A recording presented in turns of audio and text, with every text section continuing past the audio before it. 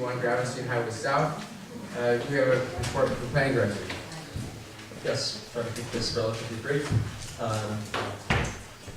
This 961 Gravenstein Highway South project has a pretty long history with its first major approval back in 2008 with the minor subdivision. So it's kind of a two-part project. The Hollyhock Affordable Housing Project that the city assisted was on the back part of the overall property, and then this project is on the highway frontage. It went through a major subdivision process and then went through design review.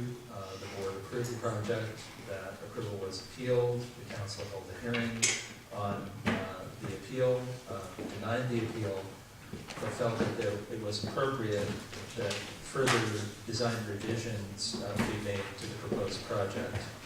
And then the council created a subcommittee consisting of members John Eater and Patrick Slater to work with the applicant, which they have done. They've met several times with the applicant's architect to provide input and guidance on design revisions. It's our understanding that the design that you're seeing here tonight reflects their input.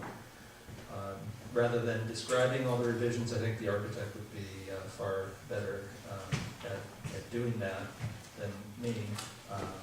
But if the council and the subcommittee feel that the revised design meets the objectives that were expressed when the council denied the appeal, then the staff is recommending approval.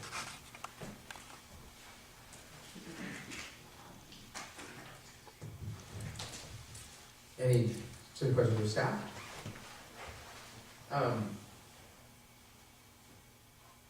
The architect has a presentation, I'm assuming? Okay.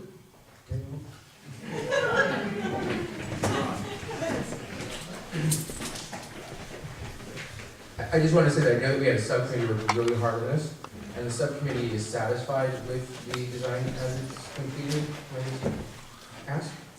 The subcommittee, as the planning director stated, the subcommittee met several times with the applicant, or the applicant's architect, and it was a process of charrette, a very preliminary drawing. Do you like this direction? A little more feedback. Hey, do you like this direction? Do you like? And it just developed in that way. So it wasn't that Kathy went away and came back with these. It was a real collaborative process, and in a lot of ways it was sort of, well, it was fun, but that's because that's what I do. So I think that was the process. I don't know, John, if you have any, or we'll just let Kathy make a presentation. No, I would like to hear what John has. Well,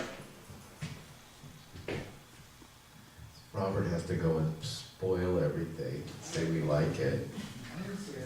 Yeah. Anyways, I wanted to say that I'm very pleased with where we've got to compared to where we started. I think this is a good example of a successful process that evolved a design into a more successful design solution. I think it's a really nice building. I think it's something that everyone involved should be proud of. I think it sets a really nice tone for that portion of Sebastopol. It's a very successful design solution, which I can't say about other recently approved buildings. In fact, it's actually a two-story building that's really a two-story building after all. So, and Kathy was great to work with and very receptive to input. And, I think the three people that were involved worked well together, and I think we got a great result.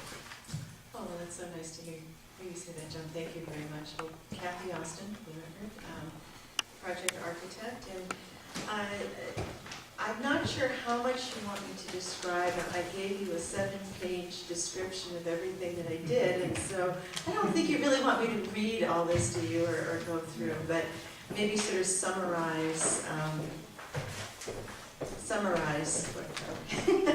what was was I done. thought he was gonna turn the letters for you. I was, what are you doing? Show them what else they do. What you haven't seen is the material board. Hopefully got a chance to take a look at that at the break. And then I brought larger samples of the tile below here, so you can see kind of the nice variation that's within the tile, because it's a little hard to see in just those little pieces there. But you get a sense of the color scheme that I'm going for. So I was very appreciative. I just want to say that everyone here and how well we did work together, and I appreciate John came out down to Petaluma with me to look at a building in the theater district there that we talked about, and the pros and cons, and look at this, look at that, and then Patrick was kind enough to come to the office and look at the same thing. I took in your suggestions, but you were also very open to the fact that I kind of interpreted them. You know, I didn't want to mimic exactly what I was told. As an architect, I need to synthesize that information, and I think what we came up with in the end is a far superior product. I think it's something that we're all going to be proud of when it's built. I'm hoping that you'll approve it tonight so that we can go right into our working drawings. We'd love to get into construction this spring if possible, and it'll probably take about a year to build. So we really want to get going on this and really enliven that portion of Kravitz and Highway South. I had a lot of fun looking at materials for this project. As I mentioned in my report, that we do have sound issues on the highway, and our sound consultant did recommend sticking with stucco as the best mitigation for sound, and then looking for an appropriate window that had that darker color that I wanted, but was going to have the sound mitigation qualities. And originally I was hoping to use fiberglass, but we simply couldn't find a window. It has to do with the profile and the thicknesses of the glass that would accept what we needed to do. And so we found the vinyl, but it's a bronze color vinyl, and I think it'll look very nice with the bronze storefront colors. It'll be the same color. And because the walls are 6 inches thick with a lot of insulation, we're able to inset those windows, so there'll be a nice shadow line on the residential windows as well as the commercial windows. And we're using a really fun Bach Modern laser cut metal for the awnings and for the railings, and I think, John, you blew that up right. They call that the spaghetti bird nest over there at Bach. Same color you're planning? It's not exactly, it's a silver. The silver sample is actually on the board. And the orange sample is only in 2 locations on the building, 4 balconies. You can see over here, here, and here, just a little pop of orange. And then on the back side of the residential doors are going to be that color orange also. Just a little pop of color. I forgot to mention, I apologize, Parker Smith, our landscape architect, is here in the audience with me, and he'll be available to answer your questions, or if you'd like to give a quick presentation, he can do that as well. But a lot of the color palette that he's picked out has orange flowers that'll kind of add to that fun color and sparkle throughout the building. So, I don't know how much more you want me to talk about this. I think I'll conclude and answer any of your questions. Well, you used the word balcony before, but I think you need to clarify. Oh yeah, there's no balcony. It's in fact, the window is up a foot from the floor level. This is on the west. Yes, these are guardrails, basically. So there's a big sliding glass window. When you open it up, you can't fall out because it's there, but it just sticks out a few inches from the wall, and there's no floor, so nobody's going to stick anything out in the balcony. There is no balcony. And that was one of the comments that we had gotten quite a bit about the previous design. So, being that the subcommittee put a lot of work into this, and this has gone through several hearings, and because we still have a lot on the agenda this evening, and my amazing faith in the subcommittee, with John and Patrick on it, I have no questions. I'm ready to move to public comment. If you have any comments. Would you like Parker Smith to say anything about the landscape at all, or? You know, and also I wanted to actually mention, because of the presentation we just had before, the previous, not everyone was here from, that remembers the previous buildings. There was a Mexican restaurant and a used furniture. The entire property was paved with the exception of 4 palm trees. So we are actually, even though there's not a lot of landscape, we actually have more landscape than what was there before. And we're meeting all of the water quality control requirements and so forth, and low water use plant requirements in the landscapes. Now that you've got some cross-sections that are quite accurate, the height limit was going to need some accommodation. Do you have a number about how? Yeah, how actually, where I are was we with able that? to stay within a foot of the height limit on the cornice of the whole major part of the building, only where it goes out to the elevator. I'm about 6 feet above the maximum, Okay, but that's typically, well within the range that the council a yes. year ago or whatever it was. I was afraid it was going to be more until I Right. really dialed it in, and we spent a lot of time exactly dialing in the floor heights and so forth. So yeah, we were able to keep that down. I have no problem with that at all. I have one comment. I could be wrong, but this may be the first new building project in Sebastopol that falls under the provisions of the photovoltaic ordinance, the mandatory photovoltaic ordinance. Is that commercial? Okay. So this building, you can't see it, and you're not supposed to see it, but it has a full solar array on the roof. Yeah, we meet we meet the wattage requirement in the ordinance. And actually, it's interesting because normally you would really ideally want to orient a building on an east-west axis and have good southern, light. Unfortunately, the site is exactly the opposite. So we met with an electrical engineer who recommended we keep the solar panels practically flat because we get both southern and western light on them. We were originally thinking we would camp them to the west, which is actually when you need the power the most. It's when the utility needs that power. But he recommended laying them almost flat so that we get both southerly and westerly on there. So yeah, we are going to have a full moon of solar on the roof. Seeing no other questions, I'll open up for public comment. Any members of the public wish to come to this item? Seeing no members of the public, I'll close public comment. Bring back to council for deliberation or motion.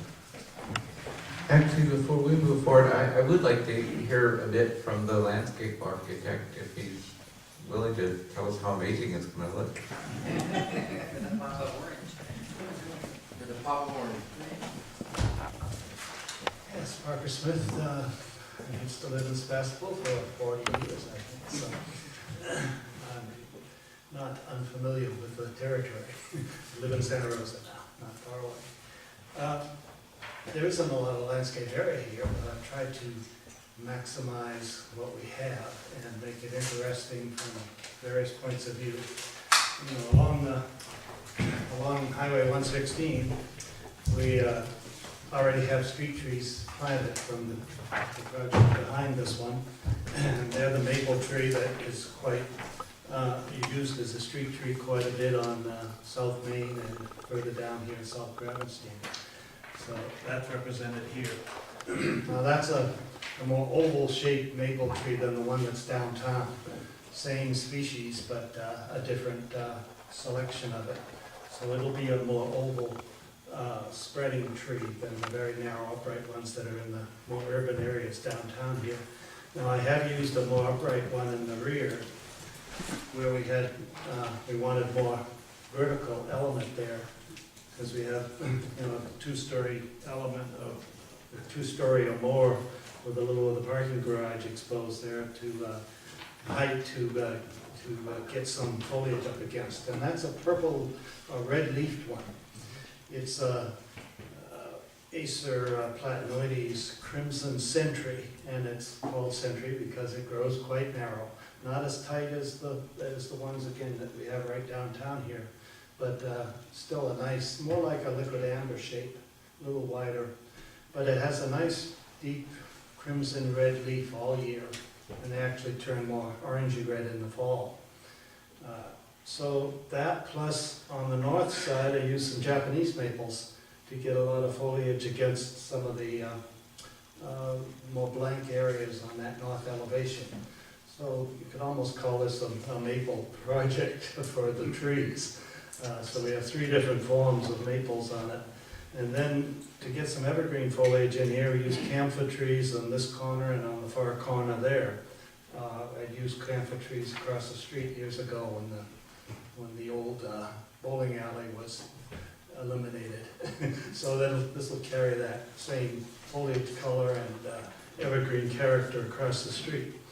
And then there are accents here, again, and in the other corner of the native redbud, which is a large shrub or small tree, and gives you that bright pink flower, purplish flower in the spring. And there are 4 or 5, 6 other natives used on the project, ground covers and shrubs.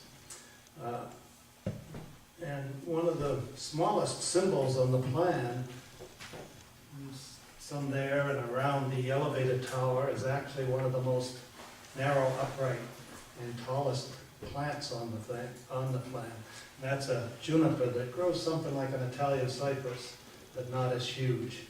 It's called skyrocket juniper, and it's more of a gray-green color, so it'll get us, and of course evergreen, so it'll get us some very narrow evergreen against those blank portions again against the stucco, in effect. And the only other thing I'll mention is I wrestled with how to treat the ground cover and the frontage in front of the retail, because it's going to be very visible, you know. But it's only 4 or 5 feet wide, so we couldn't do an awful lot. And I wanted a consistency there, but then a little more life than just one thing all the way. So I used a lantana, montevidensis, which is the purple lantana, but there's a white form of it also, so we used the 2 forms of it all along across the front. So the foliage and the texture and the color of the foliage will be consistent, but they will alternate between the purple and the white flowers. So you start off with a purple area, then this second larger area will be white, and then purple and white. So it'll, in other words, when it's flowering, it'll kind of change and give some individual character to those spaces rather than all one thing. And there are other things like that along Hollyhock Drive there. I used some hollyhocks. They're very hard to find. You know, it's an old-fashioned plant that nobody grows yet. It's very tough and flowers nicely. So we'll find them somewhere and get them in there. So that's a quick summation of it. The orange type, the orange lily. Oh, the orange, yeah, we used some Shasta daisies first, not orange, but white, to bring in that, you know, local element. And we used a couple of plants with orange flowers, million bells. I don't know if anybody knows. Million bells is a relatively new introduction in the last 10 years. And it's a relative of petunias, but it's smaller flowered and more flowers. And it's a cascading plant. And we use those in all the planters up on the upper level, on the residential level, along with heavenly bamboo, a compact form of that. So we'll have something going up in the planters for privacy, and we'll have this million bells with its orangey flowers relating to the colors and softening the whole effect up there. And then we used, again, in some lilies, we used an orange one too. That's a quick shot at it. There's quite a few different plants used for a small project, but it's because there's a lot of different, you know, light and shadow areas. And as Kathy mentioned, we meet the water efficiency ordinance. I'd say 80% of the plants are low water use, and the moderate water use ones are mainly the maple trees. No high water use plants. Any questions? I'd be glad to try to answer. That you answered one of my questions was about water use. Was hoping I didn't put you on the spot, like, oh no, these are the first deals 1 week or something. But anyway, so I assume they're on some type of a irrigation system, so they're all basically self-made, not self-maintaining, but it's, Right, you they're don't have to on, hand water anything. no, a fully automatic system that will have a weather station actually built into the controller that will, it's a step above just the rain sort of shut off that we've been using for years. Now we have a complete weather station that evaluates the temperature and the wind and any rainfall every daily and adjusts the controller. And so you start off setting the stations for their maximum, and this reduces that by whatever conditions are prevalent. The last question I have is, do people who practice in your profession ever look at plants and trees from the generation of debris perspective? Because I used to have a house with liquid amber trees, and it was a nightmare. It's like, I used to call them little spiky balls that were everywhere, and I'd, break them up. But, to me, it looks like, to me, it would seem as somebody who doesn't work in this field that you would want to reduce your maintenance costs by generating lower levels of leaves and things that drop in the street and on sidewalks. I certainly do. I think most landscape architects that have some experience like that, I have liquid ambers right now where I live, so I know the mess that those little seed balls produce. Also, my first job when I was in college at Cal was in the landscape maintenance, where they had a lot of southern magnolia trees. And boy, they drop a little of everything every day, it seems. So I'm very careful where I use those, even though they're a great tree. So yes, we do take that into consideration for sure. Yeah. Thank you. Thanks for your time. Just a quick note of appreciation. I'm so grateful that a team for the developer and our two council members could work together to produce something that really is very pleasing. So it's very gratifying to have your openness to that kind of work. Thank you. And I wanted to thank you also and the committee and all the work that was put into this. I think this is the kind of collaboration that we need to see more of in this community, and we end up with a really great result. And I think this is, I'm going to be really glad to be driving by that instead of that big empty space. With that, I'd like to make a motion to approve with conditions accepted by staff the design of 961 Gravenstein Highway, file number 2012-049. I will second that, and I have a couple of very brief discussion items. The first is that, if you want to call this the Maple Project, that fits right in with First Mobile Home Park, where there's Redwood Drive and Evergreen and Juniper and Cedar, so that's perfect.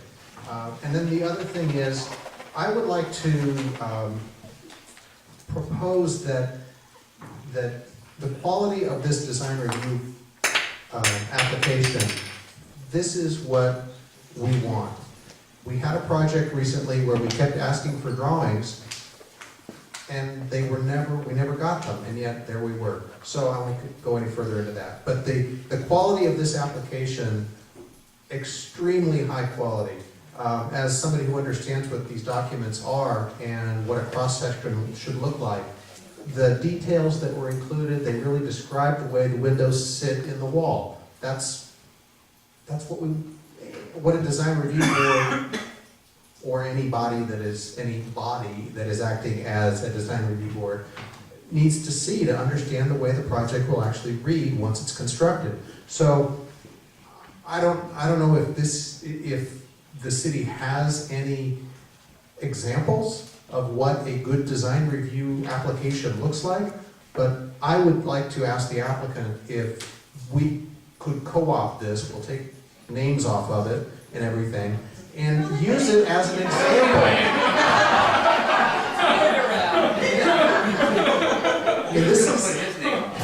This is what application should look like, and I can't thank you enough for it. It just is fantastic. So there's the motion, there's the second, there's my comments. Any additional discussion? Seeing none, I'll call the question. All in favor? Aye. Any opposed? Any abstentions? Thank you very much. Thank you so much, and I appreciate all your kind comments. And you're welcome to keep those plans and use them.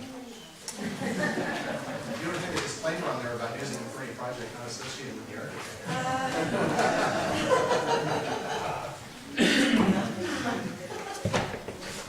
Wow. From one exciting item to the next. Next on the agenda this evening is report out and discussion and action of request from the Diamond Lumberyard Subcommittee to create a brochure. The staff will put planning director. Yes, in this year's budget, I believe at Councilmember Gurney's suggestion, there was money allocated for a public workshop about the Diamond Lumberyard site across from the town plaza. That workshop was held earlier this year and generated input that led to the development of the draft marketing brochure that's attached to the staff report. So there was a informal committee that helped put this together and review it and edit it. And it's basically here before you for your review and approval.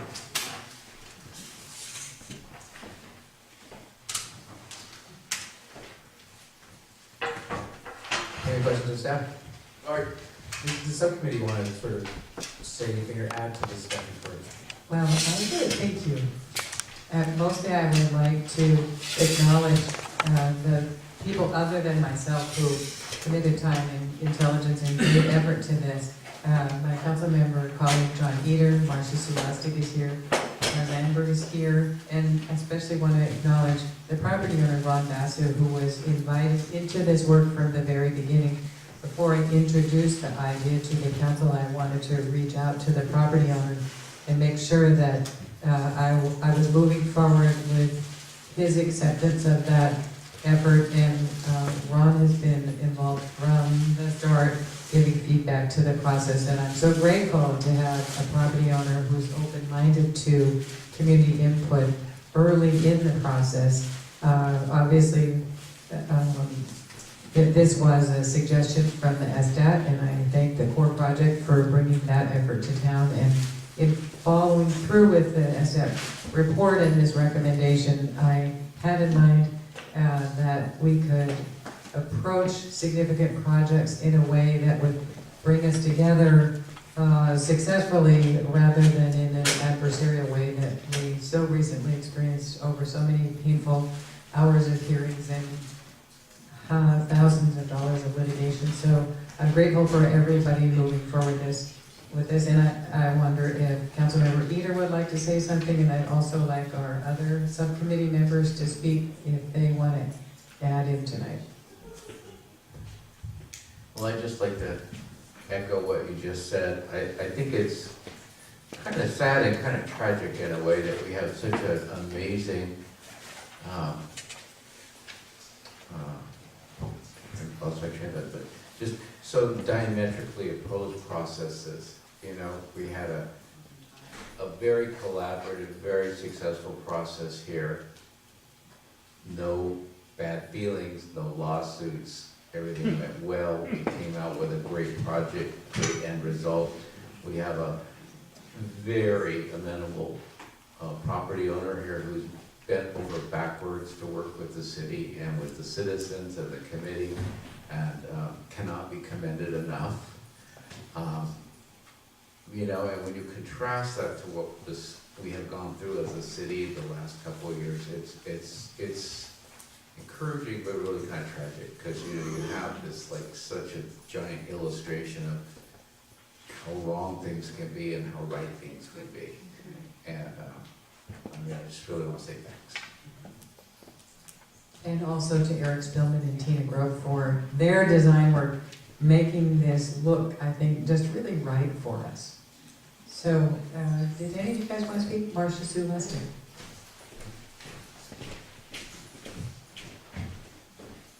I just want to say that this was a remarkably fun thing to do, and it kind of was like a phoenix rising. There was this mess, you know, CVS land, and then this is a simple project, but this was just a way, how can we all get together and maybe help Ron market his property, and I think it worked out pretty well. You have it in front of you.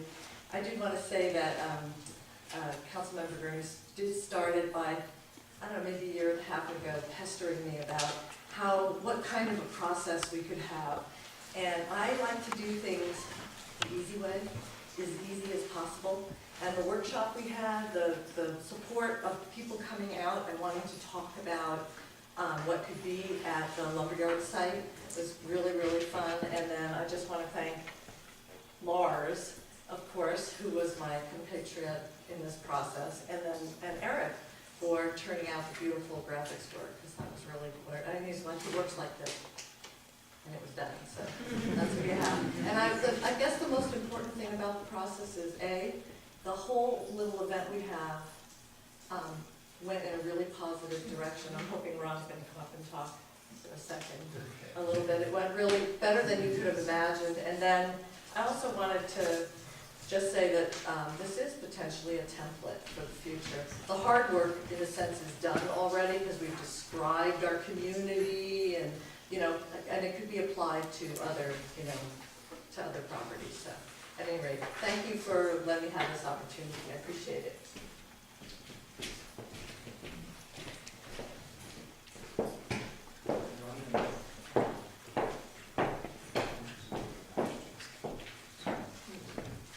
Thank you so much for your kind words. And I think that none of this would be happening without Sarah Gernon. I thank her so much for her insightful thoughts and putting together a public meeting and a subcommittee. As you can imagine, when I first got wind of this, I thought, this could be a bit of a problem. But,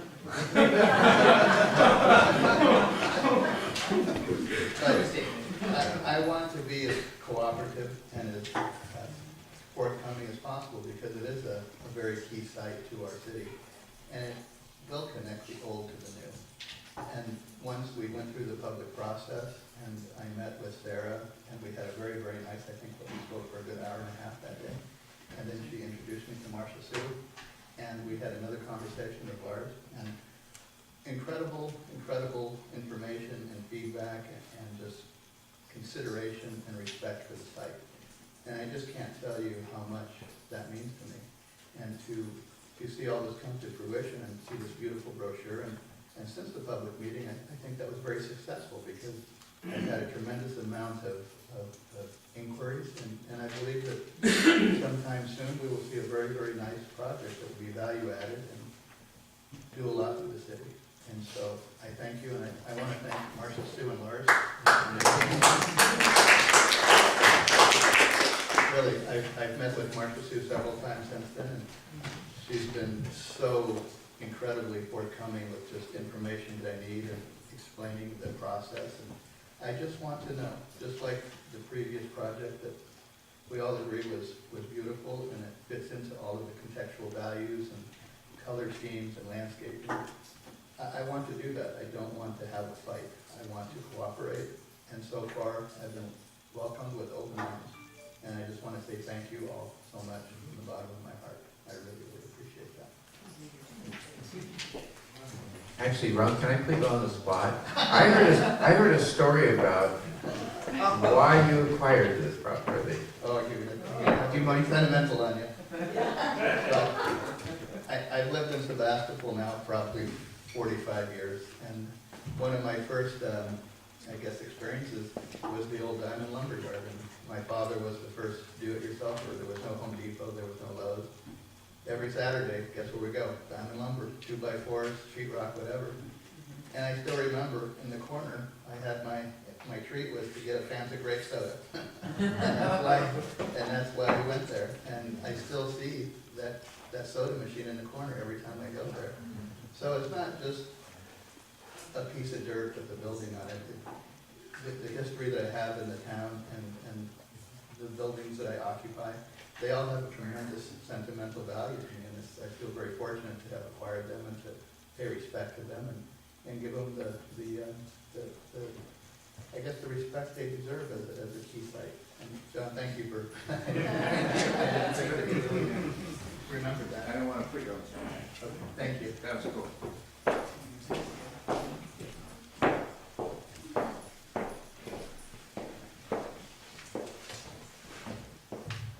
Are there additional comments? I don't know that. I just have one minor comment, and I don't want to seem like a wet blanket, because I love this brochure. I love everything that has been, we've gone through here. I just wanted to mention that I think wording, the words that we use and things actually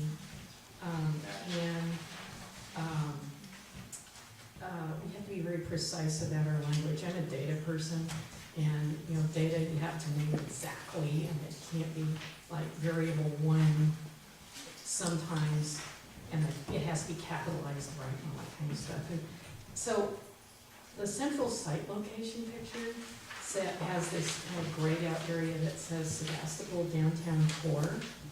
And if you look in our general plan, in the downtown part of our general plan, I think it refers to the Sebastopol downtown core, and it has a map. And it says, and it uses those precise same words for Sebastopol downtown core. And I'm just pointing out that because we had some issues actually with that very concept over a recent project that did not go so well, that we might want to consider when we're highlighting something like this to call this area is actually the central Sebastopol downtown core, because we don't want to get it confused with what our general plan map says is the downtown core, which is actually a larger area. If you look at that map, it goes all the way out to, well, actually behind the Delaney property, and it's a much larger area. So just to avoid confusion, I'm just thinking it might be better to use a slightly different nomenclature so nobody who's from outside our community gets baffled when they're responding to this incredibly wonderful brochure.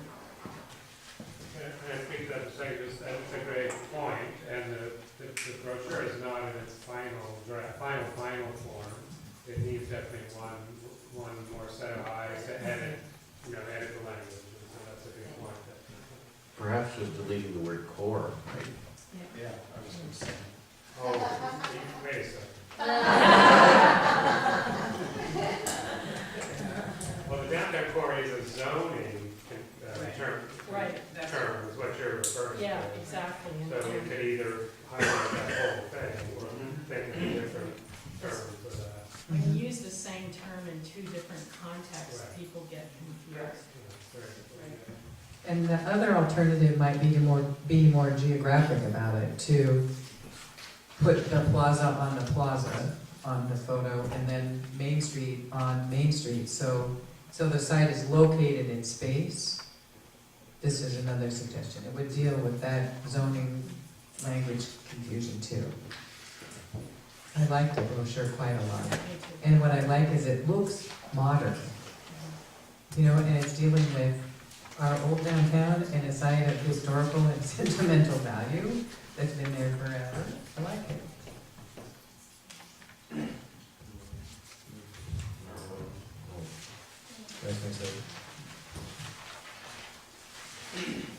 So, how, in the final, was it 2 finals or 3 finals? In the final,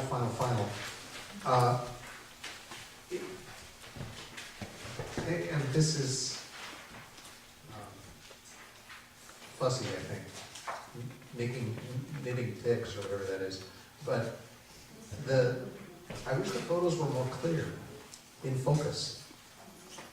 And is that just the print? Yeah. That's what I figured. I wasn't sure, because it's like, I mean, I know my eyes are getting older, but This is just a Xerox Yeah, okay. copy using the city. And- It's not. And then the other comment on the photo is this one, this page, with I saw it and I thought, wow, there's a lot of cars. And was that the idea? So, I don't know, that was my first reaction to that. Boy, there are a lot of cars, and I don't know what that means necessarily. And I would like to make a comment though on the day of the workshop here in this room. And I was lucky enough to person one of the tables. And it was a lot of fun. It was a good day. There was a wide range of community members who came through the doors, made stops at the 4 different corners of the room to provide input on different things. And it was really interesting just to sit there with a stack of blank maps and some big fat marking pens and let people draw or have them describe, and then Carrie and I would sketch it out. And it was a lot of fun. So this was, I think, a real great success. So kudos.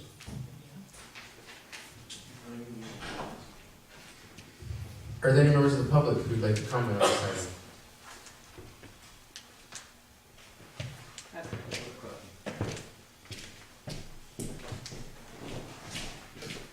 I'm Jim Wheaton at 321 Jesse Street.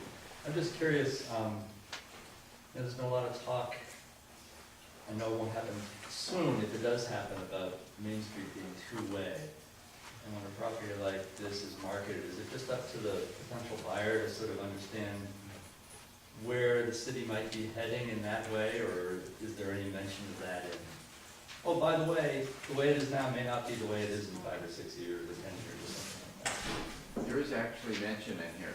Oh, great. It says, find it.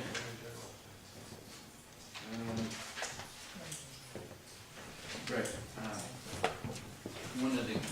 One of the key points is access to ongoing general plan studies, including analysis of a return to two-way streets. Awesome. Seeing no other members of the public, I'll close public comment, bring it back to the council. I don't believe we're voting on this, correct? This is just an informational item? You're going to release the brochure. Correct? Providing comments, authorize release of brochure. I will move the release of the brochure. And I'm happy to second that. Any discussion? Yes. There are some typos that need to be addressed, and I'll take that up offline with the group. But one thing I would recommend on the aerial is there's numerous references in here to Brown Street, McKinley, and Depot Street, but they're not annotated on this map, and I think from an orientation point of view, it might be good to actually put those on the streets. And just because I'm used to dealing with maps, there's no north arrow. If anybody thinks that that's maybe a vital thing to put on there so people know which way this picture comes. Other than that, I think it's great. And I like it. I support it completely.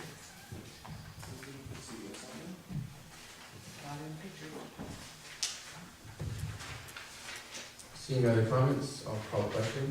All in favor? Aye. Any opposed? Any abstentions? Thank you. Thank you very much.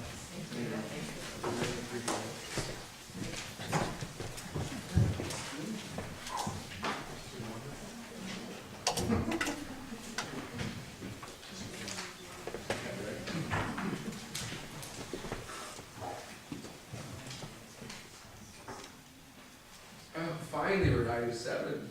Okay. Let's take a 10-minute break.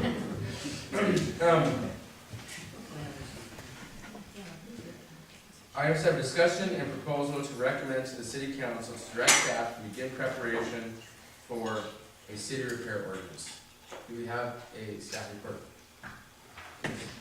Yes, the council received a presentation from Sebastopol Village Building Convergence several months ago about the process used in other communities for what's termed city repair projects, which are generally community-based, community-generated, volunteer projects with a major part of the intention to build community through these projects and improve neighborhoods, streets, add amenities in an artistic fashion. So Portland, Oregon was a pioneer of these kinds of projects and developed regulations that are attached to your staff report. The idea is that Sebastopol will develop its own procedures and regulations on how these kinds of projects would proceed. The Portland example is really focused on neighborhood, street improvement projects. There's, based on our previous experience with the village convergence, there's also interest in projects on other properties, private property, but public parks and other public properties. So we anticipate that the ordinance would address this full range of possible projects. So the recommendation is to initiate preparation of the ordinance. Any questions of staff? Seeing none, I'll open it up for public comment. Any members of the public wish to comment on this item?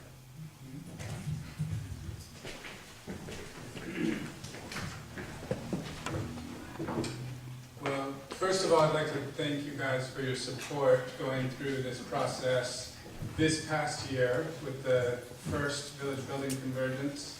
It was a large endeavor, which is new to this area, and a lot of kind of different elements, including painting murals in the street, that was wonderful to be able to accomplish this year with your guys' support.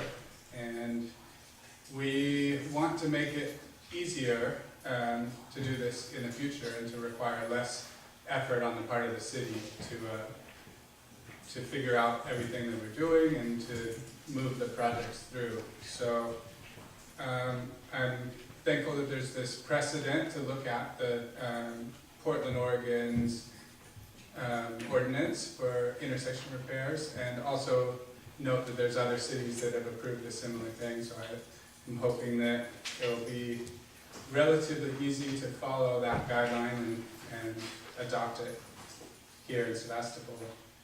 And I'd just like to say that the experience here in Sebastopol was really wonderful, and I think that, as Kenyon mentioned, we're building projects that really benefit the community, and it's community inspired. We're initiating the projects from people in the community, and there's so much relationships that are being built in the process. And yeah, just personally, this past time, I think I mentioned it to you before, but I want to say again that doing the intersection mural in Sebastopol was one of the most amazing experiences for me as far as diverse, engaging projects. We had over 400 people present to paint these murals in the street, and it was the most diverse group of people I've ever participated in any sort of activity with in Sebastopol. 400 people, all ages and ethnicities and genders, and it was a beautiful thing. So thank you very much, and I look forward to continue to build this bridge with you guys and the community, and hope that this process can go forward smoothly. And also just consider the village builders when there's projects that you think that we might be able to help out with, that we're here as a resource to the city and to the communities in Sebastopol, and that there may be projects that we could take off the city's plate or help out with. So just, yeah, remember us in any way.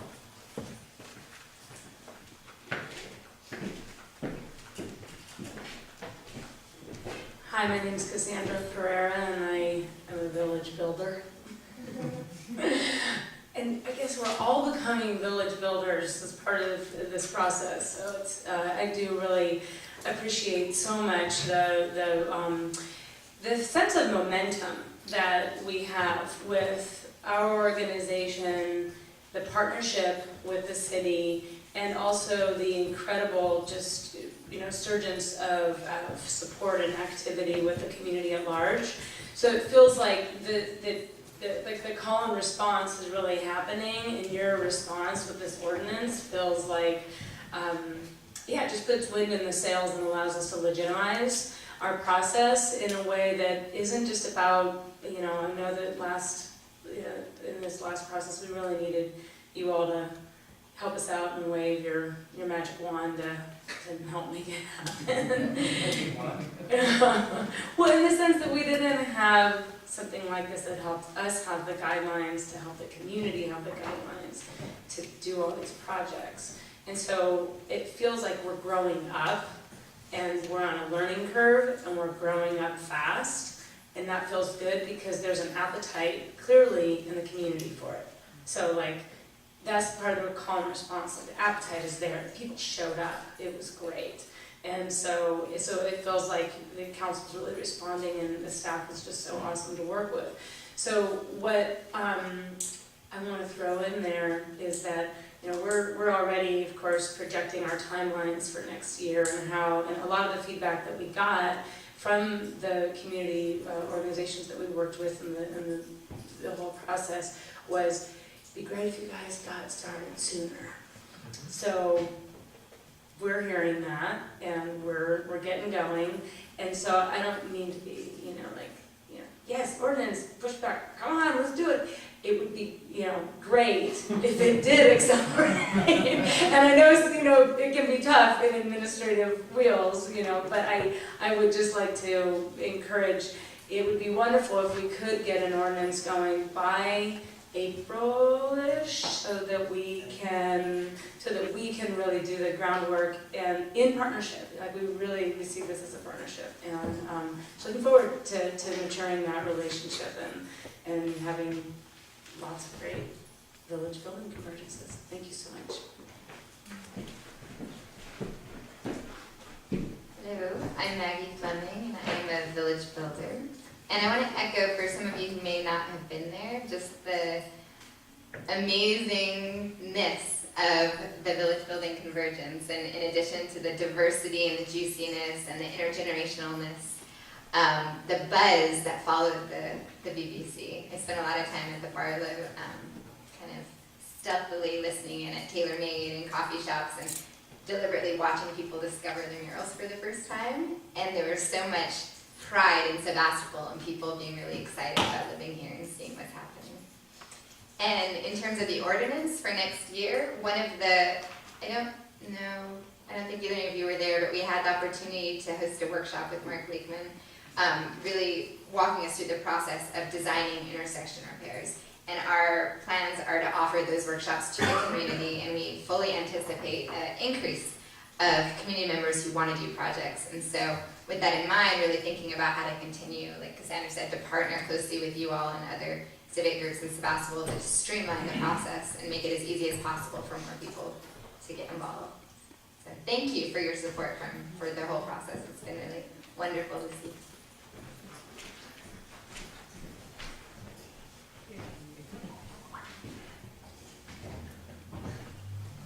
Seeing no public comment, I will close public comment. Kenyon, I had a question. What does the timeline look like for preparing an ordinance for intersection repair? I think you have a lot on your workload. Is there an outside ring? I heard April's when the process starts. Is that even possible with the current workload and planning? I think that's a reasonable objective for us to aim for, yes. Actually, I found the salmon, and the next thing I knew, I was almost getting hit by a car because I was so excited about the salmon in the street. And it was a real moment, actually. I was like, oh, whoa, what do we do exactly? So there's a significant attraction to run out to walk with the salmon and or with the mural. And I was there and watching just a lot of people sort of doing that same thing and running out into the middle of the street. And so there was a considerable amount of engagement that happens from it. I also was glad that McKinley is a lightly traveled road. And I think that we do have some issues that we run into around more heavily trafficked streets. Is that a word, trafficked? That we need to be conscious of in Sebastopol. I do know importantly that they only allow intersections that have 2,100 car trips or less per day, which is most of our residential streets and side streets hit that threshold. there is some considerable issues that we will have to overcome. Not only this item, but the next item on the agenda around parklets, and I'm hoping that the intersection repair constituents who are here today will stay for the parklet discussion. And I'm thankful for the parklet citizens who are here, that we're making you be here for this one. This is right before. But there's a lot for both of you to collaborate on, and a lot of the same energy and effort about building community, bringing people out on the streets, engaging culture, and just human interaction. But the Caltrans issue will be an issue for both of these projects. Both, there will be significant issues. Caltrans has never been engaged on either one of these items. Looking at how we do that and the amount of staff resource that will take will be a lot. And I don't believe that in this first version of these ordinances, it will have to be decided whether or not we're going to take that item up. And I think that adding Caltrans or our highways to be a part of either one of these ordinances will heavily delay the first draft of the ordinance. And I personally would suggest that we create an ordinance that does not include the highways, and then make it a goal to find a way to add highway streets and highway opportunities to either or. In some ways, the highways need the parklets more now, but that's the next item on the agenda. But I want to caution around pushing for the highways too fast, because we can have an ordinance in 6 months, or we can have an ordinance in 6 years. And I currently prefer to baby step the process and then looking at how to expand that to include more. So another way of looking at that might be to write the ordinance that creates more possibility, and then strategically design our next projects to be successful, where we avoid the bigger, more complicated ones, and we build up to that. So the ordinance would be permitting that most challenging one, but if we take those smaller projects and have, say, 4 or 5 years of experience strategizing, working up to it, maybe talking about it for a long time, then we could ultimately get there. So that's hard for me to say, because everybody knows I've been going around in the last couple of months saying, okay, BBC2, we're going to take on Caltrans and the plaza all the way to Ron's building and turn right and left. But maybe we just think of a different sort of design, where if we're not going to deal with the roadway, we do something on the sidewalk or on the plaza property that is a this that travels to a that and something else. I mean, I'm not an artist or designer, but there may be other artistic visual clues that create that movement and decorate our landscape in a way that slows traffic and creates a place where people want to hang out. That's what I meant. Yeah, I think it's a fun future that we have, and I'm so grateful you all were willing to start this up with us, and then we just keep partnering on. And to the mayor for bringing this forward in the next item too. Let's keep it going. And it's so great, you go see people down there at the salmon, they go, that's my fish, I painted that fish, that's my salmon. Over and over. Any discussion? Well, I think the simple solution to working on the highways is we'll dress everybody up as Caltrans workers. They'll never figure it out. Nothing will ever get done. Put up our own little magnetic signs, Caltrans, put on our, Volkswagen and stuff. Like, well, I didn't approve that project in Sebastopol. Oh, that was the guy before you. Anyway. I'm really happy with the way things went. Something I didn't even think about that you were involved in, and I noticed it the other day, is the amazing bench that's down at Hardcore Coffee. For all of you that travel 116 between here and Cotati, and I know we all go like, around and just don't even pay attention. There's this amazing bench on the corner. It's got the backrest at the top of it is 2 serpents, I think. Or salamander. Okay. So I don't know anything about it. But anyway, it's just, it's just an amazing amenity, it wasn't there, it was like a plot of dirt with a sign, and now it's this beautiful amenity.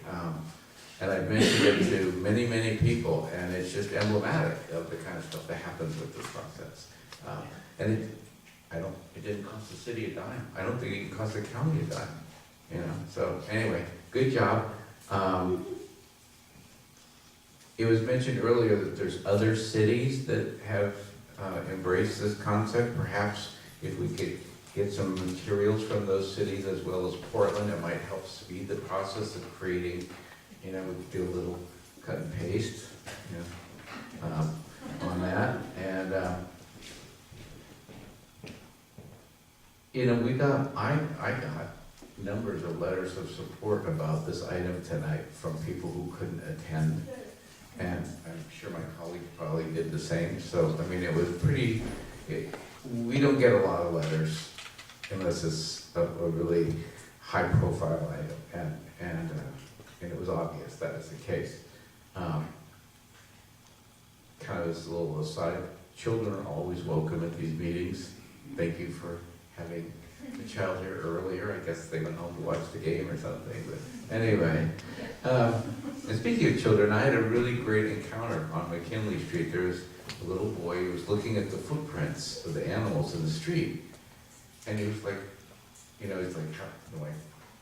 where'd this animal come from? And so I just started talking to him, and I said, you would believe how hard it was to paint the bottom of its feet to get it to do this. And he was like, wow, I bet. Dad, and it was just so cool that this little boy just totally focused on this one little thing in the street, and don't worry, I was watching for cars coming. And maybe he artist population control, Anyway, I'm just really happy with, the way this has gone. I assume this is just an example of a permit, so there'll be a whole separate set of rules.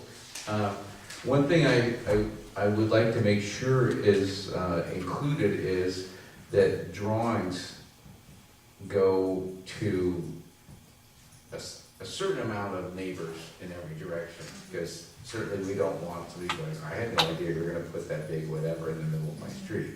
So I think it's important that all the neighbors actually see a drawing, a color rendering of what is proposed.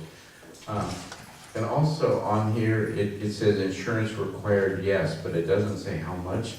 I think it would be good to actually state that the applicant agrees to carry X dollars of insurance with the city named as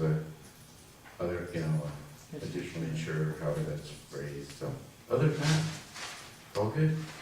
Thanks. Well, I just wanted to know if it was a tiger salamander.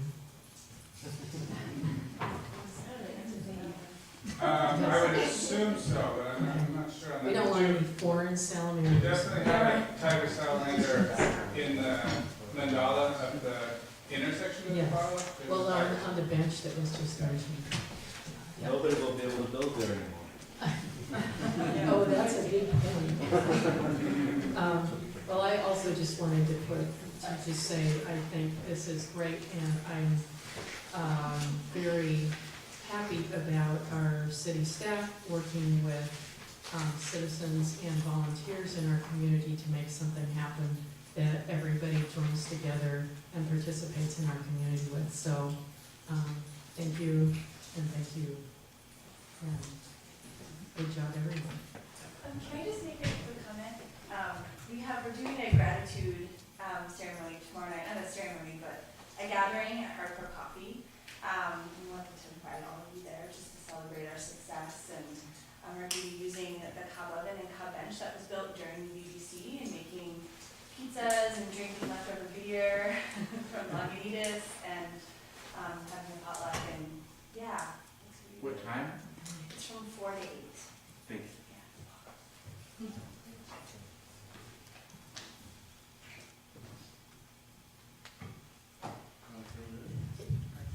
Can I just say one more thing?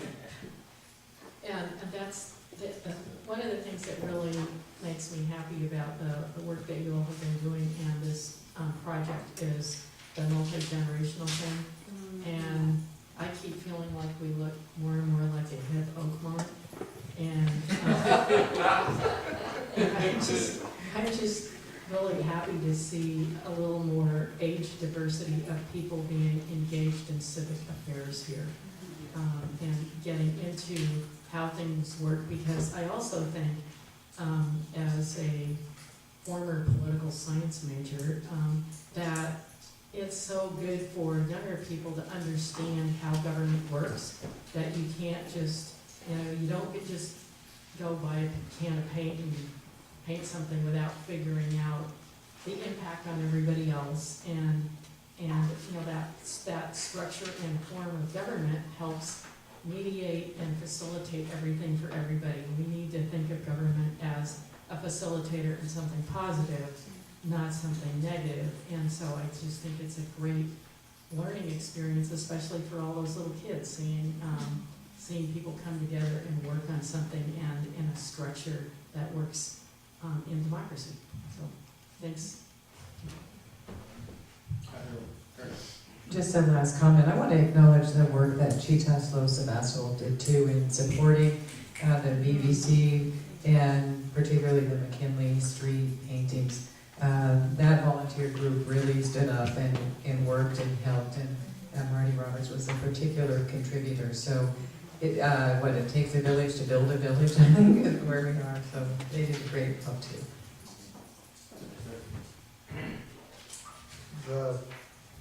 The thing that I've heard a lot of people talk about is that, yes, it was an awful lot of fun. However, we want to make sure that it is Sebastopol-centric, that it's not like, oh, we're a little mini Portland. And not that there's anything wrong with Portland, but we want to be Sebastopol. We don't want to be small Portland. At least I don't. I like rain, but not that much.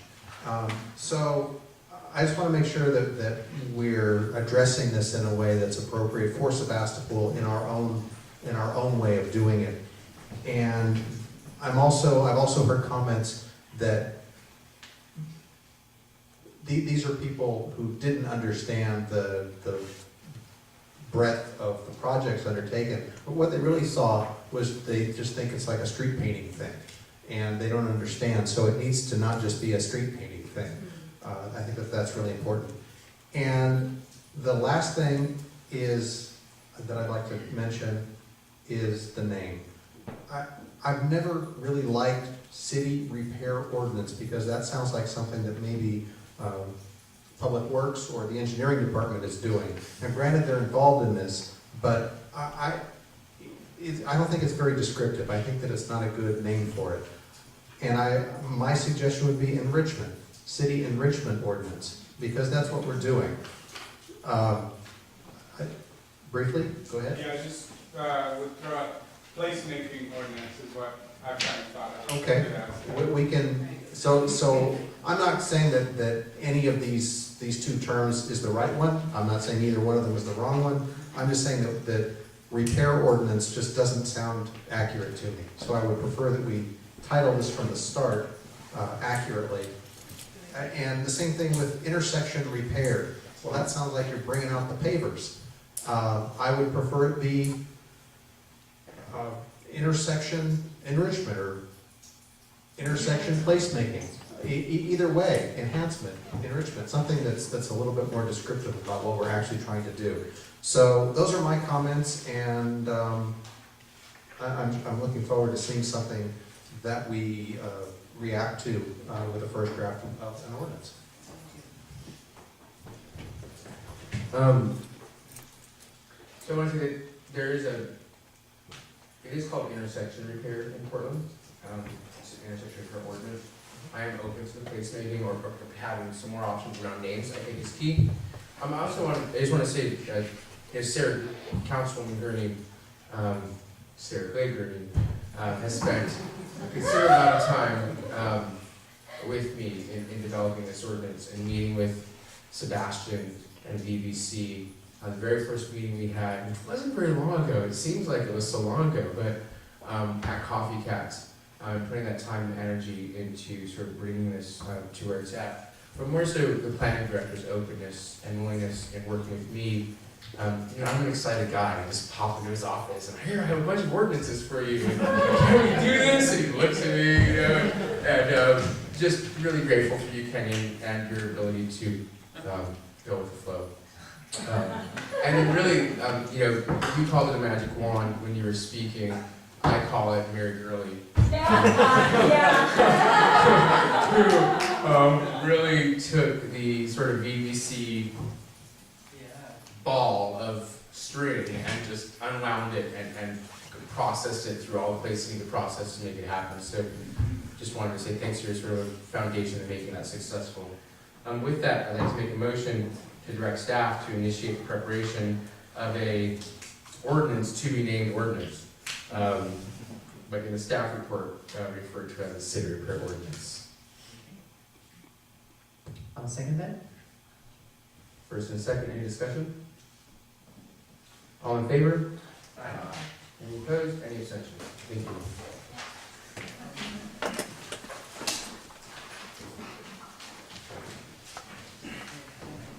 Keep us chugging without a break, is that okay? Next on the agenda, we have an item to direct staff to draft an ordinance regarding parklets. Is there a staff report? In other communities, and in Sebastopol too, there's been interest in creating what are called parklets through converting street area, parking lots, or on-street parking spaces into dedicated outdoor space of some kind. Could be landscaping, outdoor dining, seating, even little parks. San Francisco's been a pioneer of creating these, and they have many examples and detailed regulations and procedures. There may be other communities out there that we can look at in terms of drafting regulations. But this staff report recommends that you direct staff to develop a parklets ordinance so that Sebastopol could have procedures and standards for development of these. Similar to some of the last discussion, we do have a special challenge with the two state highways. So we'll see how that goes, but these parklets can add amenities, for example, outdoor dining opportunities for restaurants that might not otherwise be able to have it can be possible through parklets. So our recommendation is that you direct staff to draft this ordinance and bring it back to you for review. Any questions of staff? Seeing none, I'll open up to the public for any public comment.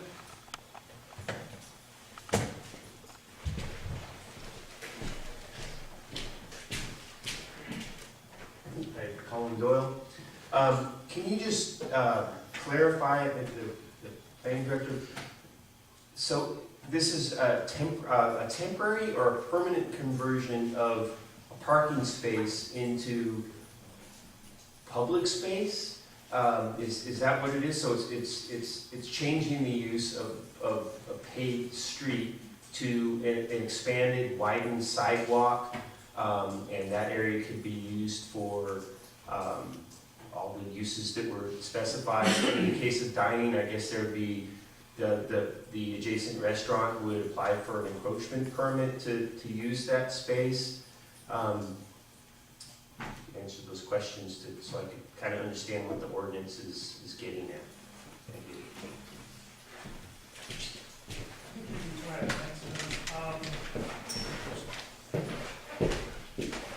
I'm Eric Spellman, and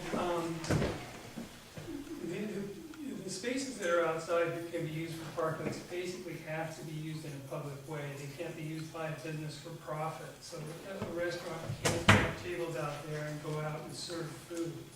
It's just a place where people can reside and hang out. And they do have to go through a process like we're talking now, of getting a legal right to have it there. I can speak more to the benefits of what a parklet does. It simply, they show that 30% more profit can be made by businesses that have them out in front. And right now, we got a lot of buzz happening in the Barlow, and we've got all of Sebastopol that would love to have that buzz too. And these little parklets can just pop up in different areas for limited times, they're not there permanently. And it has this way of slowing traffic, making it safer for pedestrians. It also makes people reimagine public space. So if, you can get a good idea of what a double-wide sidewalk would be like. Our town has very narrow sidewalks. If you're walking and you're trying to pass another couple, you've all got to get into single file, and it's quite a bit of concrete. So parklets, they're just a good thing for a community and for the town, the vitality, I think, overall.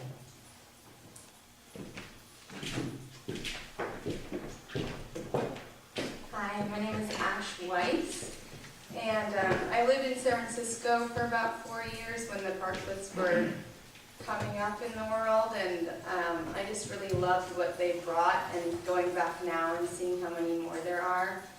I went to school in Potrero Hill, and we had one next to my school, and it really changed. We didn't have a lot of space to hang out, and it really created a space.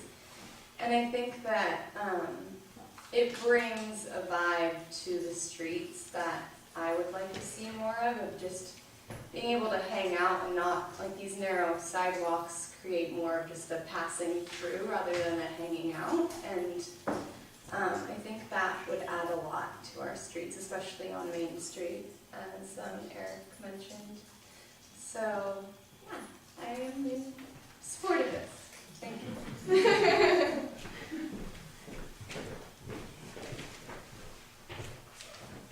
Good evening. My name is Nick Sanders, 7420 Strong Court. I'm also a business owner on Main Street, West County Cycle Service. And I had the opportunity to observe a temporary parklet that was installed in front of my shop for a day. And it was very interesting. I'd like to share a couple of my observations about that. Not connected to my business at all. And what I saw through the big windows in front of my shop, every single person walking down the sidewalk stopped. And the number of conversations between strangers that happened right there, it was beautiful. It was, this is a true community building for, a big effort on behalf of the group, but just a little bit of infrastructure created that. It was striking. I kept thinking, well, these are, the friends of friends coming by, but it wasn't. It was the people in the post office, and so it was inspiring for the amount of community that was spontaneously generated in this spot. It also proved to be a great business day for me. I didn't have advertising out there, but people came in, and I ended up selling a bike for what that's worth, but there was measurable positive impact, and nobody complained about the loss of a parking spot. It's harder to access my shop. It was right, the whole space in front was taken up, not an issue at all. So I'm a huge supporter of this, and I think it's just worth reiterating. Hip Oakmont, maybe Portland, like the identity thing is worth reflecting on here. And there's a real vibe about the parklets, which is exciting and interesting and causes pause and starts dialogue about the streets and the cars and the traffic and slowing down, and in ways that engage more people. I think it's very powerful and subtle stimulant to that conversation, which I think is a multi-decade conversation for our town. I understand this is a project you guys are beginning, but I think it's a terrific step to get the community engaged in what the streets are about, what it takes to have community, what we want, what people will see as they pass through as well. I'm hyper aware of the Caltrans issue, and good luck with that. But yeah, I think there's an interesting discussion to be had about the value of putting it out there on Main Street versus side street. I don't have a position there, but I think there's a juicy discussion to be had, and I'll just put my name out. I'm interested in talking about this at any point, if any of you guys want to talk to me about it.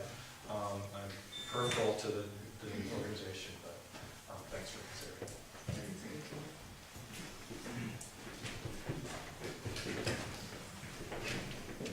My name is Bridget Brewer, and it turned out to be kind of an expensive day for me at Parklet.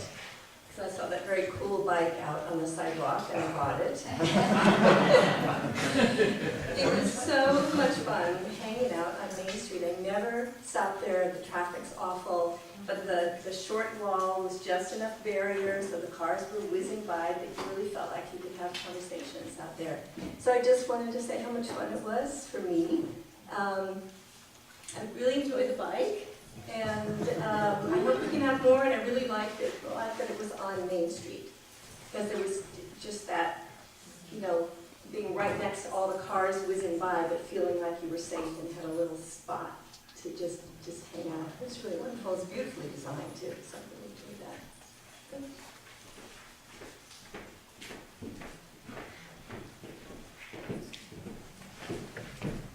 Sandra again. I can't help but say something. It's so exciting. Obviously, this is so in cahoots with the village building, the nature of the village building convergence. And so I'll just say, of course, any kind of collaborative fun, I'm sure I speak on behalf of our team, any kind of collaboration that we can do as a community organization seems like a great idea. And I do just want to echo this piece. I had the incredible opportunity, sort of unexpected in a way, to go to a couple of towns in Spain and France right after the village building convergence. And so I got to be, and I'd never been to Europe before, so I got to be in those European experiences that people describe, where like the rush of life eddies out into this little nook, and you go, why is that there? Oh, it's only there for people to hang out. And it's really about people being together, and to be in a world that was designed before automobiles existed was, blew a lot of wind in my sails for the work that we're doing. And I really get that the Parklets piece is right in that healing of this lifestyle that we have that's so automobile, organized around the automobile. So let's go for it. Let's recreate the character of the infrastructure that we have in these creative kinds of ways. And let's take on Caltrans.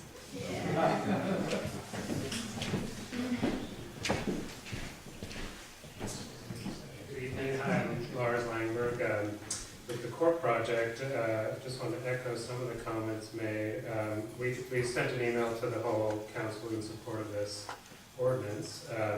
Locally, when we helped install the parklet, not just Nick, but many, many business owners came by saying, I want one of those in front of my shop. It was really, really impressive, and we've seen from statistics in San Francisco how much it really does economically benefit that store right there. San Francisco's program is incredible, and it's very well developed. There's a waiting list of people who want one. There's partnering with artists and business owners who sponsor them.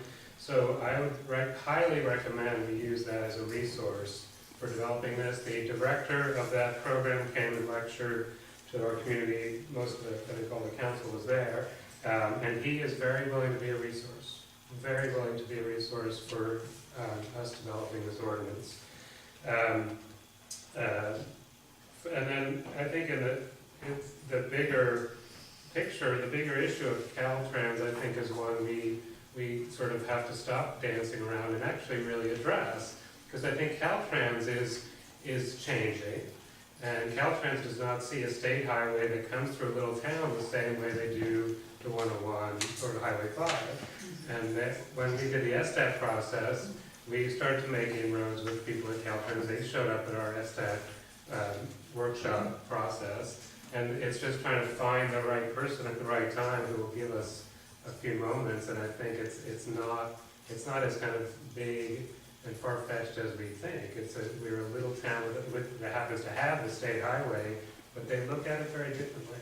So if we come to them as a community saying, this is how we want our state highway to look, I think it's very possible they will be very open to that. Thank you.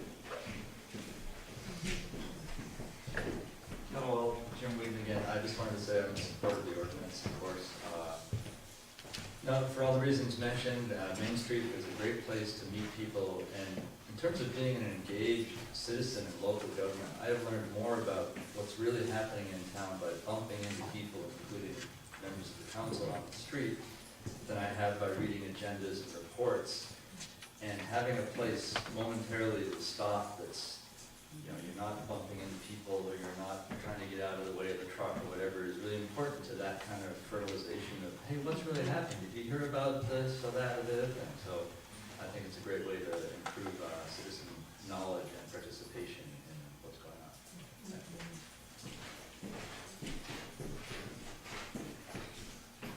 Hi, Paul Fritz, 437 High Street. I just wanted to say that, I'm really excited about the idea of parklets in our town, particularly downtown, as someone who regularly walks downtown, almost daily. And just the amount of space that's devoted to cars, and the thought of taking just a little bit of that space back to people is really exciting. And I think we need as many of them as possible. One of the business owners who came by, we had the parklet set up, so we need these down both sides of Main Street, the whole way, Forget about the parked cars, there's other places to park, these are great, so I don't see that happening necessarily, but just, really kind of expanding the pedestrian realm and really giving some more space for people. Our streets are really wide downtown, and they're much wider than they really need to be, and if we can just take, 6 or 7 feet back for the people that move around that 2 feet would be really exciting.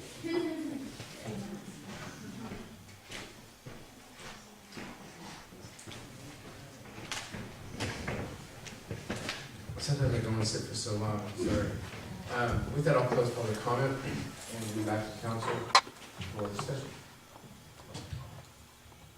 Any members of the public have any discussion? Any members of the council?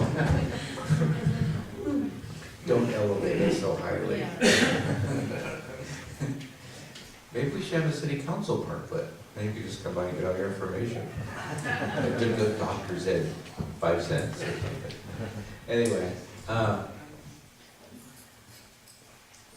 it's fascinating to me. I have to think that Sebastopol and San Francisco occupy 2 of the top spaces in the world's worst places to park list.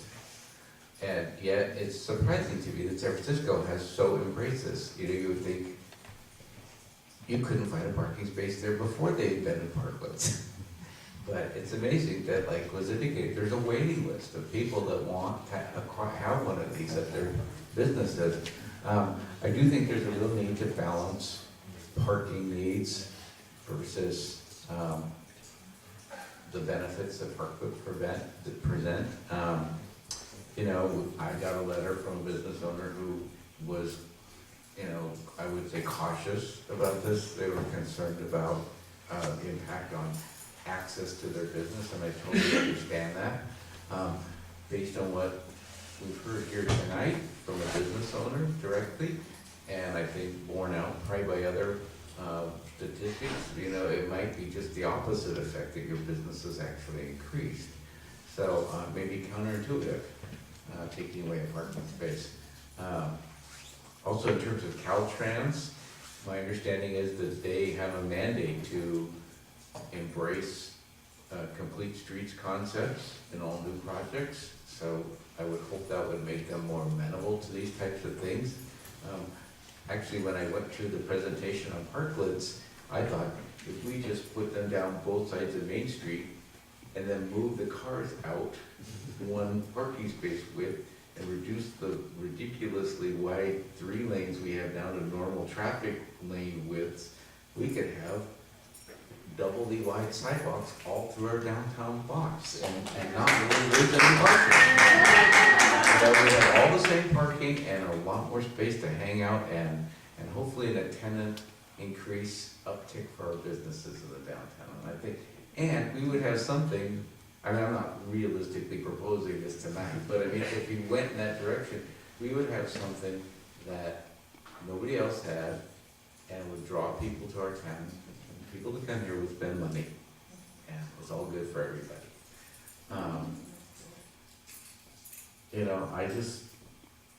I really support this, but I think we need to be cautious, not just run out and do it, I am concerned about, I was in a parklet on a side street and I felt totally fine. I'm not sure how safe I feel with a cement mixer trying 6 inches from me. But I think we should move in this direction. I like it, but I think we should also exercise some caution and kind of do it in a kind of a metered, measured approach. And certainly the gentleman from San Francisco was amazing, great resource. Again, why invent the wheel? They've already done this very successfully there, and I think we should leverage off of their program and see what we can bring to Sebastopol.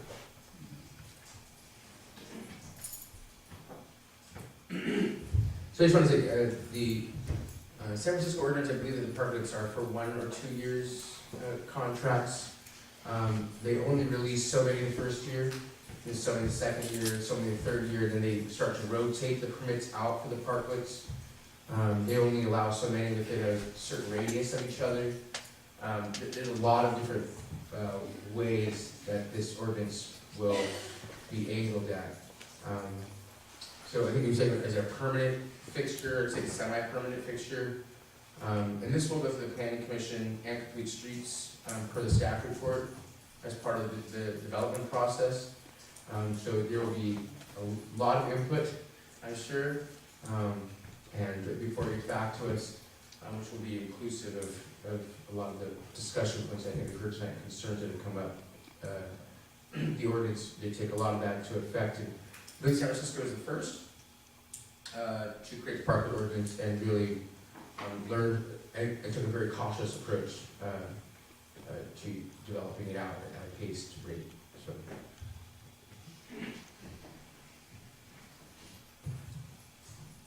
Well, I would imagine probably all of us on the council received an email about someone, or from somebody who's concerned about parking issues. And my observation of being here for 25 years is that a lot of controversy and resistance that happens in this community often is from lack of understanding and lack of communication. So the question is, how could we get more information about this concept out to other people in the public?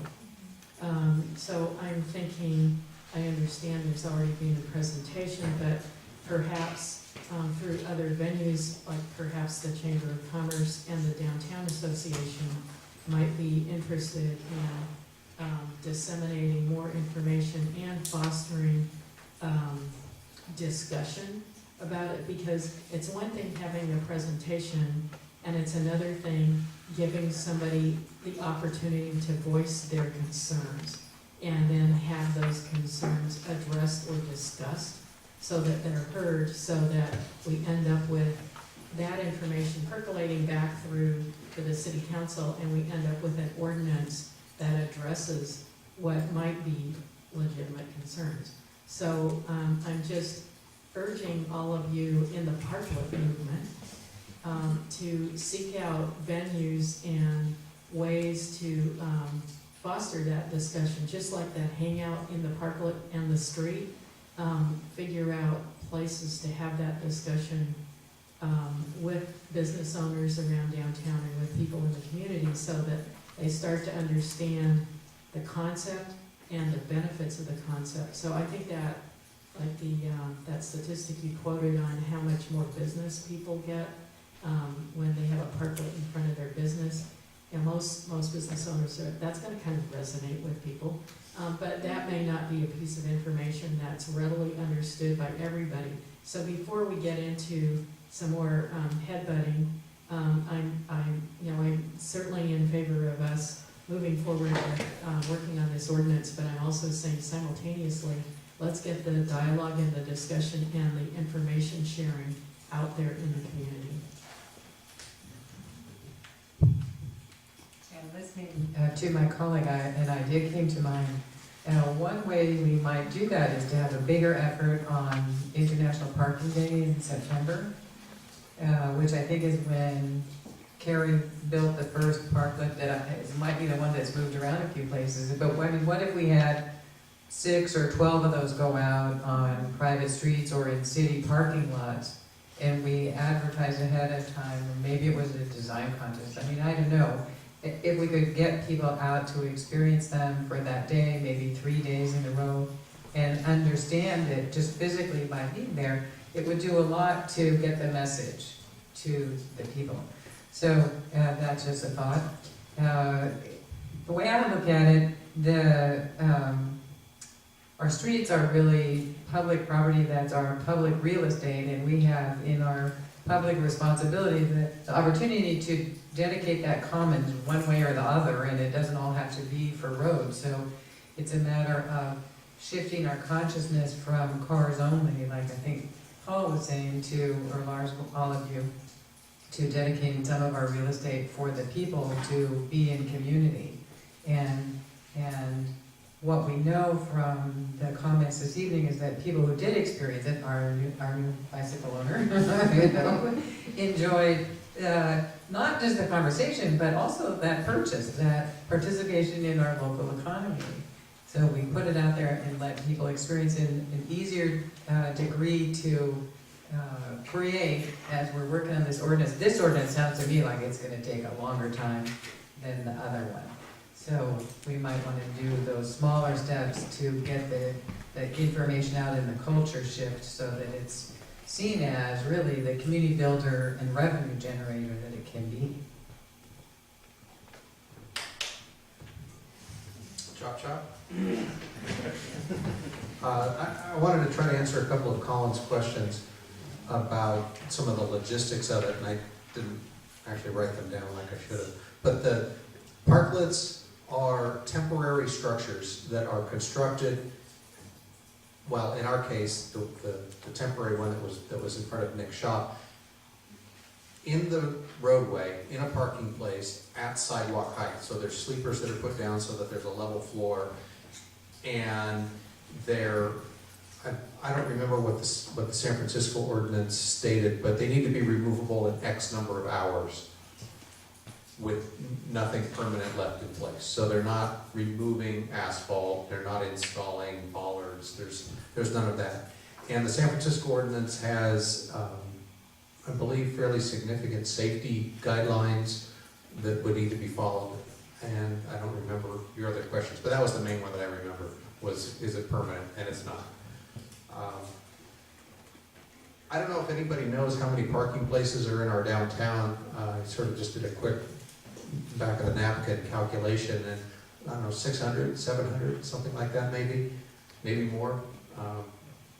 And if we're looking at realistically how many parklets we want, well, I mean, I've been saying for years, let's eliminate some of the wideness and widen our, or the width of our roadway and give that to the sidewalk. But if we have 700 parking places, 1% is only 7 of them. One tiny little percent is 7 parklets, and that would be a pretty incredible amenity to have in our downtown. So it seems like a pretty good value added, to use Ron's term from earlier, to our community. So I'm all in favor of it. And I never saw it, but I think there's probably a picture of me on, I don't know, Nick's shop's Facebook site or something. No, it's he took the picture of me because I was visiting the parklet. So that's out there. So I've been labeled. I'm curious about residential and commercial areas, and I think that there would probably be some interest in both parts. And I don't know if the San Francisco ordinance addresses residential areas, but I can see where there would be certainly appropriate areas around town for private homeowners to be able to install a parklet. So I'd be interested in taking a look at that. And so that's that.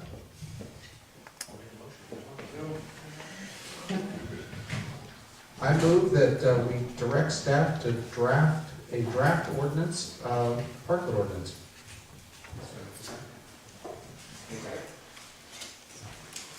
Your second.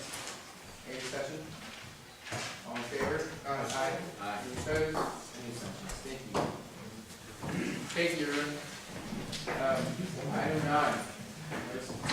The last one.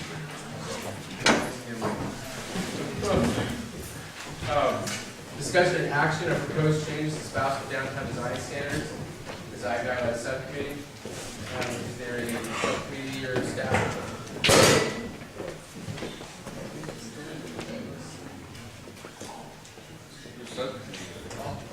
Okay, on to the subcommittee report. This was an item that was brought before council a while back, and we decided that it would be a good idea for a subcommittee to address some perceived deficiencies in our downtown design standards. Councilmember Eater and I volunteered, and we were the subcommittee, so we came up with this draft after, boy, many hours. It's a complete wholesale revision of the design standards, coming at them from a different angle in a way that we feel is more understandable. It's certainly more comprehensive, and I believe John, if he ever volunteers for something like this, wants to be shot. I already have a gun at the ready. This was a long project. You should be on the budget subcommittee. I'm sorry? You should volunteer for the budget subcommittee next year. Piece of cake. I will say that, yes, this kind of reminded me of writing some like giant term paper in college. You know, it was interesting because I thought, oh, I just totally know what I want to put in this, and then it turned out to be way more complicated. And naturally, I looked at probably 30 other cities' design standards, which all it did is confuse me. And so it was interesting. Patrick wrote a draft, and I wrote a draft, and we got together, and kind of like mine was in Romanian, and his was in Serbo-Croatian, and I was like, well, okay, this is not easy. So basically, what we did is we smooshed them together, kind of like, you know, Reese's peanut butter cup, and I had like pretty like nuts and bolts, like, you know, windows will be clear, you know, like, doors will be at the sidewalk. And Patrick came from a much more kind of design philosophy, you know, something that was much more reflective of his training and professional expertise in architecture, which I appreciated. And so what we tried to do is meld the two of those together. Having said all that, this is absolutely just a starting point. This is just a jumping off point. This is a dynamic, inclusive community document. It's not John and Patrick's design standards. It will be going to the Planning Commission. It will be going to the DRB. And then I would like to see at least a 30-day period of public comment availability. And we want this to be reflective of what our community wants and what our community expects. I made the comment earlier to the engineering director. I tried to approach this as this is the minimum standard that we will accept, and we tried to set the bar pretty high, with the idea that if a developer comes in and says, "Hey, I can't meet that," or "I've got a different alternative that I think is good or superior to what you're asking for, it's a specific location," we'll certainly listen. But unlike what we just went through with CBS, you know, we try to set the bar high. It's easier to give ground than try to gain ground with people while they're developing projects. And certainly I would invite everyone to, and especially design professionals and planners and people that work in these fields, to provide their input. You know, we want this to be an all-inclusive document that when we sit back, we feel pretty comfortable that not only it reflects what our community standards and expectations and desires are, but that it's pretty bulletproof about people getting around and coming up with some really kind of second-rate plan that somehow manages to, you know, work its way around these, I guess, for lack of a more tactful way to put it. You know, I think we you know, are trying to use these as a defense against substandard projects and mediocrity in Sebastopol. So, that's all I have to say right now. Any members of the public wish to comment on this item? It's great, it's huge. I think the impact will be huge. Thank you. With that, I will close public comment. And council. Councilwoman Class. Councilmember. I would just like to thank my colleagues for the incredible amount of work you put into this. And, I mean, it's like such a gift to the city to have people with a lot of professional expertise and years of experience in all this to give us, you know, a starting point for a document that will really set a really high standard for how our community feels and looks in the future. But thanks, you guys, I think. Geez, what a lot of work. It's really impressive. I would suggest actually going, if you ever can't sleep, to go back and look at the old document and then look at the new document. And it's a lot. It's an enormous improvement in my opinion. Was that a motion? Sure, I'll make the motion, unless, I move that the city council direct staff to take this document and then prepare the Sebastopol downtown design standards for board and commission review and solicit public input. Is there a second? I'll second that. Any discussion? It may be because it's 9:30 and I'm getting tired, but what does that mean the staff is gonna do to prepare this? Does that mean just like forward it on, or is that a translation into some different format, or what exactly? I took that as direction for staff to review this draft and make what we felt were appropriate edits to it, and then take it through the board and commission process. Okay, is that what you intended? I just want to make sure we understand, because it could be a lot of work, or it could be less work in directing it to those commissions. I suppose that my take on that, and I probably should have specified this, was for staff to basically proof it. And any edits, I think, just to run past the subcommittee. Yeah, we can do that. In glancing at it, I did see some kind of technical issues and questions that we can discuss. Yeah. Yeah, I think it need to be said that, I mean, I can only speak for myself. I'm certainly not a planner, I'm not a design professional. So it's easy for me to go, you know, thou shalt fill in the blank. And you might come back and go, well, that's fine, except that's illegal or impossible or whatever. I will say, by the way, the plant and tree list that was a direct pirate of the city of Kakabi, big surprise. And so I know the city of Sebastopol has their own tree and plant list, but I selected that because it had been vetted through low water use and all of that. And you know, nothing in this document is sacrosanct, set in stone. And so, yes, I would definitely welcome your professional insights. And I know there's some typographical errors because I made it once and I cut and pasted it 150 more times, you know. But yeah, certainly from a professional level, yes, please, anything that's like crazy or silly or whatever. But to the maximum extent possible, A, we'd like to relieve you of spending a lot of time on it because we know you have other projects to work on. And secondly, in the most intact form, if it could move forward to the other boards and planning commission and public and get everybody's, and then once we've got this whole body of information, then we can distill it down to what really is a practically applicable, legally compliant vision for our community, and then we'll adopt that as our official set of standards. And finally, I just say that, you know, it's important to say that this does not apply to residential building in our town.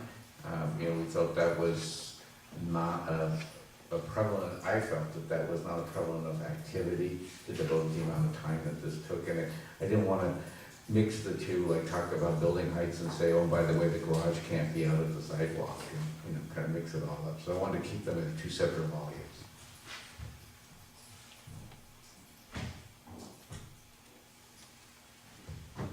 All in favor? Aye.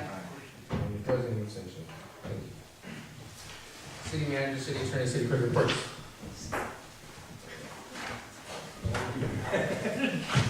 Use that microphone, Larry. Good, good, good. He's missing something. I don't need a microphone. Those are not so subtle comments. I just want to take a minute, if I could, of the council's time to note the passing of my predecessor as city attorney, Edward Dermott. Ed was city attorney for Sebastopol starting in 1958 until his retirement in 1987. He went to work for him in 1979 to do litigation work for Ed and his partner at the time, Bill Cutler. And soon thereafter, I started doing work for the city in 1980. And back in those days, we didn't have a planning employee.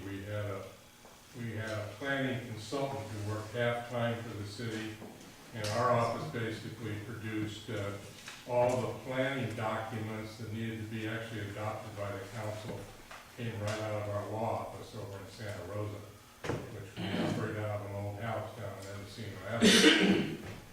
Ed, as I said, retired in 1987 and spent his years after that touring the countryside in his RV with his wife. I saw him seldom after that, but since 1958, there's only been 2 city attorneys. So Ed was the first one, and I just wanted to note his passing and pass out his obituary for you. Can I make a comment about that, Mr. Mayor? Please. Ed Dermott was actually my business landlord for a number of years, and bizarrely enough, my office was next door to our present city attorney's office. And so I knew Ed Dermott fairly well, because I paid him the rent every month. And I was in the computer business, and I think he actually introduced me to the city, where I actually went to Ron Cuccinelli to try and sell him on a water billing system that actually my husband, Michael Kais, wrote, that the city of Sebastopol did not buy, much to their probably lifelong regret, because it would have been such a better piece of software. But that was kind of my initial connection to Sebastopol, because I was living in Santa Rosa at the time. And anyway, he was a very gentlemanly person, and I always enjoyed talking to him. Thank you. Is that the reason the flag at the fire station is at half-staff? No, the flag at the fire station at half-staff has been for the death of the firefighter air pilot, airplane pilot who crashed. The governor ordered the flag flown at half-staff for quite a number of days. And that flew at half-staff again, I believe, today because it was his actual service. I see, thank you.